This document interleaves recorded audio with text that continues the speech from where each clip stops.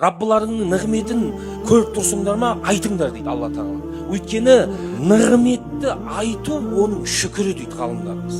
Ықыласты болсақ, ниетіміз дұрыс болса, Алла Тағала бізге береді, мына дүниеде де ақиретте де. Өйткені бауырлар, бізді пейішке жетелейтін амалымыз емес, пейіліміз. Естеріңізде болсын. Сол үшін пайғамбар саллаллаху алейхи ва саллям айтады, амалымен ешкім жәннатқа кірмейді дейді. Ойың дұрыс болсын. Көмектесе алмадың ба? Пайғамбар білесіңдер ғой хадисін. Аннан набия саллаллаху алейхи ва саллям кана ажвадан нас. Бұл Бухариде де, Муслимде муттафақун алейхи 100% сенімді хадисте пайғамбар саллаллаху алейхи ва саллямның хадисіне былай дейді. Сахабалар айтады, пайғамбарымыз ең жомарт адам еді дейді. Кана ажвадан нас. Ва кана ажвада ма якуну фи рамадан хина ялқау Жибрил. Оның Рамазанда жомарттығы еселене беретін еді.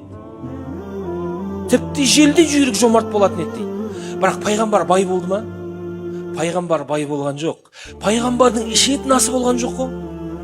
Қалай жомарт? Оның жаны жомарт еді бауырым. Оның көңілі жомарт еді. Ол мейірімділікте жомарт еді. Ол кешірімде жомарт еді. Қолына бірдеме түсті ме, мен ештеңе алып қалмайым деп Бұхариде бар ғой. Хаким бин Хизам сұрақ берген кезде береді, бітіп қалады. Манафида индаху дейді хадисте. Бітіп қалды дейді пайғамбар.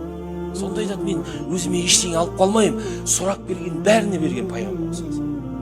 Тіпті кейде Жабирдің түйесін сатып алғанда білесің ғой, түйесін сатып алады да ақшасын береді, түйесін алмай қояды. Жомарттығын қарасың.